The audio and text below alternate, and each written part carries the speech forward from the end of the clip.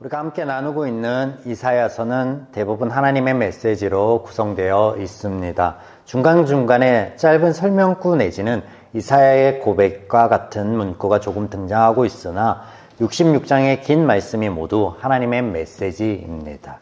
그런데 오늘 특이하게 36장부터 39장까지 이어지는 내용을 보면 유다왕 히스기야 때 있었던 일을 그대로 기록하고 있다라는 점입니다. 흡사 열왕기하 18장부터 20장까지의 내용을 베껴 놓은 듯 보입니다. 간략하게 비교하여 보면 이사야 36장 1절 히스기야 왕 14년에 아수르 왕 사네립이 올라와서 유다의 모든 견관성을 쳐서 취하니라. 열왕기하 18장 13절에 동일하게 등장하고 있죠. 히스기야 왕 제14년에 아수르의 왕 사네립이 올라와서 유다 모든 견관성읍을 쳐서 점령하매. 중간 생략하고 36장 22절 그때에 힐기야의 아들 왕궁 맡은 자 엘리야김과 서기관 셈나와 아삽의 아들 사관 유아가 자기의 옷을 찢고 히스기야에게 나아가서 랍사게의 말을 그에게 전하니라. 열왕기하 18장 37절 동일합니다. 이에 힐기야의 아들로서 왕궁 내의 책임자인 엘리야김과 서기관 셈나와 아삽의 아들 사관 요아가 옷을 찢고 히스기야에게 나아가서 랍사게의 말을 전하니라. 이사야 36장과 열왕기하 18장의 내용이 이렇게 똑같습니다. 또 이사야 37장도 동일한데 37장 1절 히스기야 왕이 듣고 자기의 옷을 찢고 굵은 베옷을 입고 여호와의 전에 갔고. 열왕기하 19장 1절 히스기야 왕이 듣고 그 옷을 찢고 굵은 베옷을 두르고 여호와의 전에 들어가서. 중간 생략. 끝절 보면 37장 이사야 37장 38절 자기 신 니스록의 신전에서 경배할 때 그의 아들 아드람멜렉과 사라셀이 그를 칼로 죽이고 아라랏 땅으로 도망하였으므로 그의 아들 에살핫돈이 여왕이 되니라. 열왕기하 19장 37절 동일합니다. 그가 그의 신 니스록의 신전에서 경배할 때 아드람멜렉과 사라셀이 그를 칼로 쳐 죽이고 아라랏 땅으로 그들이 도망하며 그의 아들 에살핫돈이 대신하여 왕이 되니라. 똑같습니다. 이어지는 38장은 히스기야 왕의 발병과 회복을, 39장은 히스기야에게 찾아온 바벨론 왕의 사자에게 왕궁 보물과 무기고를 모두 보여준 것을 기록하고 있는데 이 또한 열왕기하 20장의 내용과 똑같습니다. 자, 우리는 이사야서의 이런 전개를 전에도 한번 본 적이 있습니다. 어디서 보았느냐? 바로 욥기입니다. 욥기는 하나님의 일하심에 대한 성경의 전반부 내용과 후반부 내용의 가교 역할을 하고 있습니다. 여러 가지 설정과 우화적인 내용을 통해서 죄인의 민낯과 하나님의 은혜 또 구원에 대한 선포로 이어지는 말씀으로 우리가 살펴보았습니다. 이사야서 안에 이런 가교 역할을 하고 있는 부분이 다름 아닌 오늘과 다음 주까지 살펴볼 36장부터 39장의 내용인 것입니다. 조금 더 부연 설명을 드리자면 우리가 수요 예배 때마다 복음서의 내용을 마태복음 1장부터 지난주 누가복음 22장까지 살펴보고 있습니다. 이 복음서를 보다 보면 동일한 사건에 대한 기록이 각 복음서별로 조금 다르게 기록되어 있으며 또 예수님의 행적, 시간 순서를 뒤집어서 기록하고 있는 것들도 있어요. 어제의 일이 내일 다음에 기록되고 있는 거. 이런 복음서의 구성은 각 복음서별로 하나님께서 전하여 주시고자 하는 주제에 의하여 구성되어 있는 것으로 우리가 살펴보았고 이 비슷한 내용들이 서로 보완하기 위한 4개의 복음서가 필요한 것이 아닌 예수님과 하나님에 대한 십자가 구원의 은혜를 깊이 이해하기 위한 전개이자 하나님의 가르치심인 것으로 살펴보았습니다. 오늘 본문도 마찬가지입니다.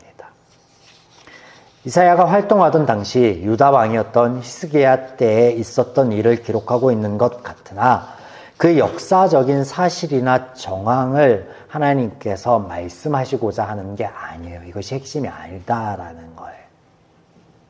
그렇다면 열왕기서와 별반 다르지 않는 오늘 말씀이 하나님의 구원에 대한 선포의 말씀인 이 이사야서 안에 어떤 가교의 역할을 하고 있으며 또 무슨 의미인지 지금부터 나눠보도록 하겠습니다. 본격적으로 본문을 보기 전에 배경을 좀 간략하게 설명드려 보겠습니다.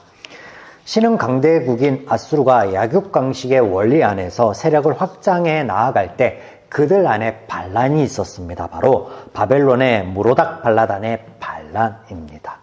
이 때문에 그들의 세력의 확장이 잠시 주춤하였고 이 틈을 타 약소국들이 동맹을 맺으며 반아수르 정책을 펼칩니다. 이 가운데 북이스라엘과 아람이 있었죠. 이들이 반아수르 연맹의 남유다를 편입하려고 하는데 이 유다가 말을 듣지 않습니다. 그래서 전쟁을 벌였고 이에 대한 기록도 우리가 이사야서 안에서 살펴보았습니다. 바벨론의 반란을 진압한 아수르는 유다를 침공해 옵니다. 이에 히스기야가 뇌물을 보내어 임시방편으로 조약을 맺고 막아보려고 하지만 그 조약은 금세 파기되고 아수르가 예루살렘을 제외한 그리고 예루살렘까지 오기까지 유다의 많은 성읍들을 차례대로 점령하고 지금 예루살렘 앞에 진치고 있는 상황. 여기에서 히스기야가 뇌물로 보낸 것이 바로 왕궁의 모든 보물과 성전 기물이었던 것 여러분 기억하시죠? 남진하고 있던 아수르의 최종 목적은 유다는 아니었습니다. 유다를 넘어 이집트에 있습니다. 바벨론의 반란 때 반아수르 연합의 선봉에 섰던 나라가 다름 아닌 이집트이기 때문에 그렇습니다. 아수르가 유다를 압박하고 있는 상황 가운데 본국에 긴급한 일이 생겨서 잠시 철수하는 듯하나 이때 이집트의 디르하가 출정하였다는 소식이 다시금 아수르의 군이 유다를 압박하는 상황으로 몰고 가고 이런 상황 가운데 유다를 압박하고 있는 아수르 왕의 말과 유다 왕의 말 그리고 하나님의 말씀이 오고 가고 있는 것이 이 이사야 36장에서 39장의 내용입니다. 배경입니다. 오늘 말씀의 제목이 여러분 무엇입니까? 주벌 보시면 말 이렇게 정해 보았습니다. 어느 영화의 제목을 카피하였습니다. 개척 후 말씀 제목을 정할 때 이런 제목은 없었습니다. 왜냐하면 이전에 모든 본문의 말씀은 이 본문 말씀 중에 한 부분을 선정하여서 제목으로 정하였기 때문이죠. 아실 것입니다. 자, 왜 이렇게 정하였냐면 오늘 저와 여러분이 본문 안에서 살펴볼 것이 바로 이 말이라는 것이기 때문입니다. 말. 아수르 왕의 말, 유다 왕의 말, 그리고 하나님의 말.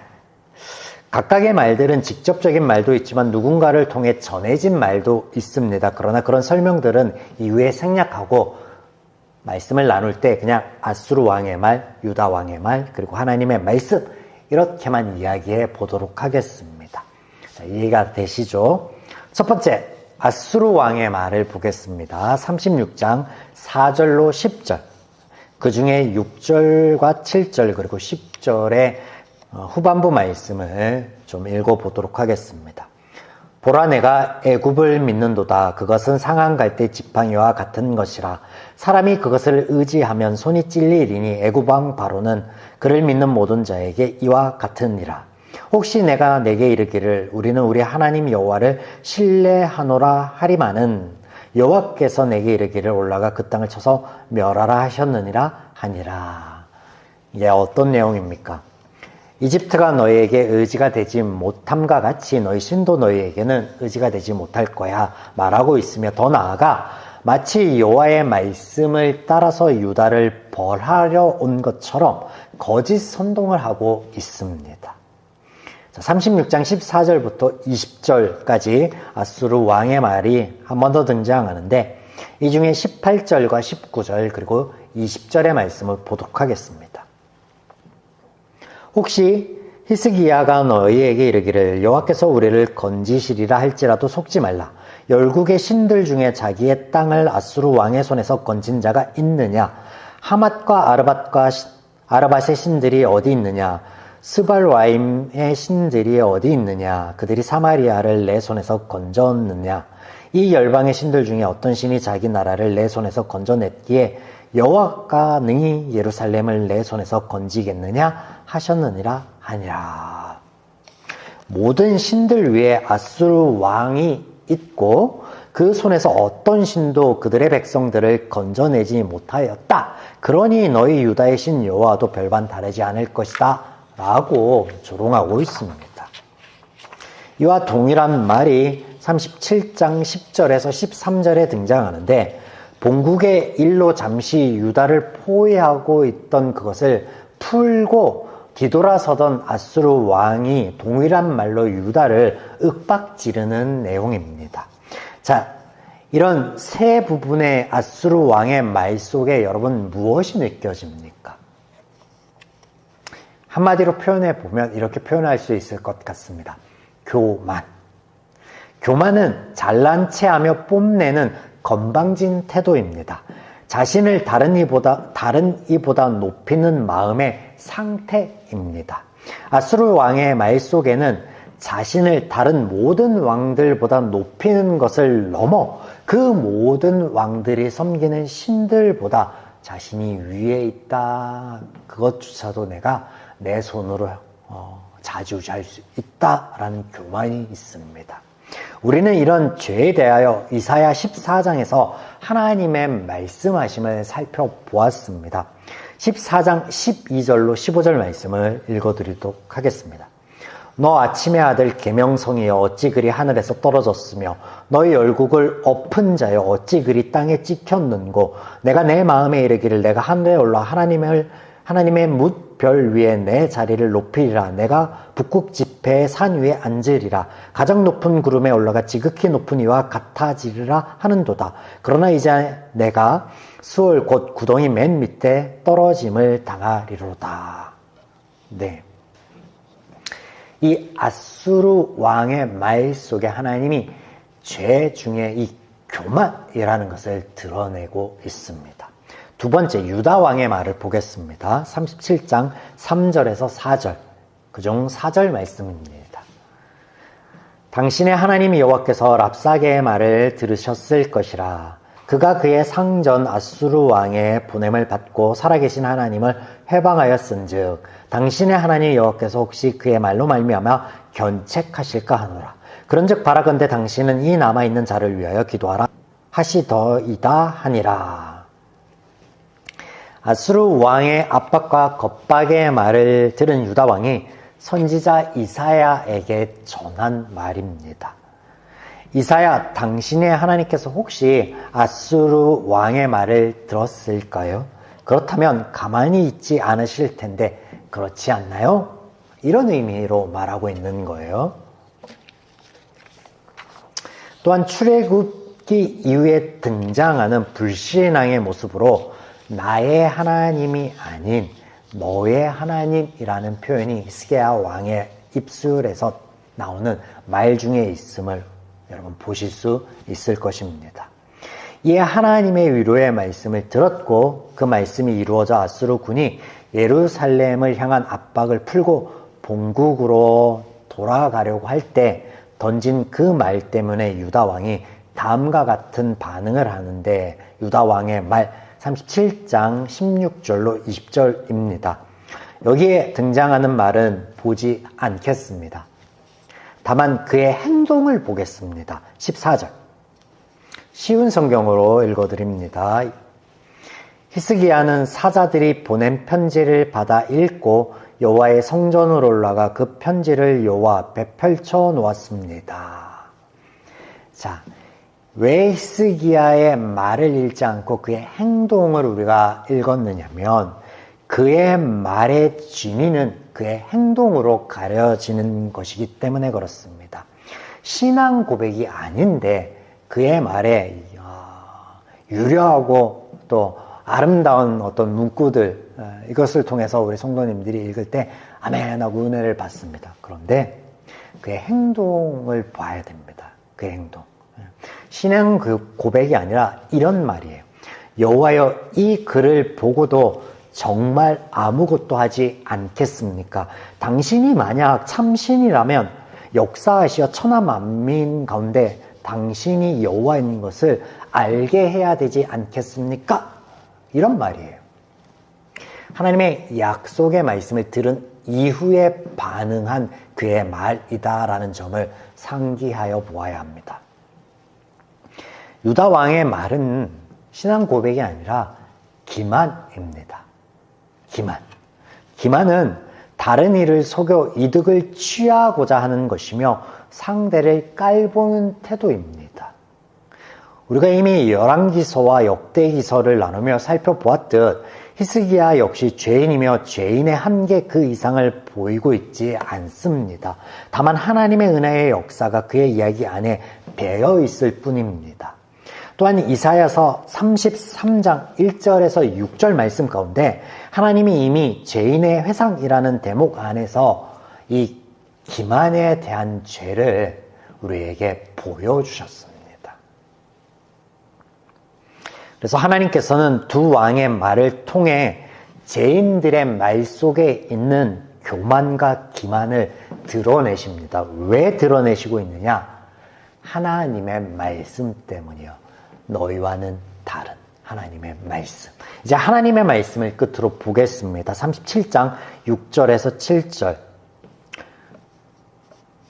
앞부분들을 생략하고 제가 필요한 대목들만 읽어드립니다. 너희가 들은 바 아수르 왕의 종들이 나를 능욕한 말로 말미암아 두려워하지 말라. 그가 소문을 듣고 그의 고국으로 돌아갈 것이며 또 내가 그를 그의 고국에서 칼로 죽게 하리라. 하나님이 위로와 구원의 말씀을 하십니다. 37장 22절에서 34절. 여기에는 아수르 왕의 교만에 대한 하나님의 말씀과 더불어 유다 왕의 기만에 대한 하나님의 말씀이 동시에 등장하고 있습니다. 먼저 아수르 왕에 대한 하나님의 말씀을 보겠습니다. 28절과 29절. 내 거처와 내 출입과 내가 나를 거슬러 분노함을 내가 아노라. 내가 나를 거슬러 분노함과 내 오만함이 내 귀에 들렸으므로 내가 갈고리로 내 코를 꿰며 제갈로 내 입에 물려 너를 오던 길로 돌아가게 하리라 하셨나이다. 너의 교만함과 너의 계획이 너의 말이 서지 못할 것이다 라고 말씀하시는데, 단순히 너가 나를 분노하게 해서 내가 너에게 징계를 내린다 그런 의미가 아니에요. 죄가 서지 못할 것이다 라는 구원의 말씀하고 있는 거예요. 너가 교만하여서 말하고 있는 그 교만들, 네 말들이 서지 않게 될 거야, 이루어지지 않게 될 거야 라는 것은 교만, 즉 죄가 서지 않게 될 것이다 라는 하나님의 구원에 대한 선포입니다. 자, 우리가 이 가교역하라는 대목이 이 욥기의 내용을 닮아 있다라고 했잖아요. 그러니까 하나님이 하나님의 말씀을 이사야를 통해서 대언하면서 이렇게 직언하는 가운데 이 서술형의 문장들, 이야기 형식의 문장들을 이 중간에 배열하면서 이것을 그렇게 풀어내고 계시는 거예요. 그리고 이것이 앞서 하나님께서 이미 언급하셨던 이사야 14장과 33장의 말씀에 대한 가구의 역할, 한 번 더 상기시키기 위한, 또 그들과는 다른 하나님의 말씀의 신실함과 진실함에 대해서 우리에게 보여주기 위해서 이렇게 드러내고 있다라는 것입니다. 다음으로 유다 왕의 기만에 대한 하나님의 말씀이 등장하는데 30절과 32절을 보겠습니다. 왕이여, 이것이 왕에게 징조가 되리니 생략, 만군의 여호와의 열심히 이를 이루시리라. 자, 하나님을 믿지 못함에 징조를 주시고, 또 이것이 너의 기만에서가 아닌 하나님의 열심히 이것을 이룰 것이다 라고 선포하고 계십니다.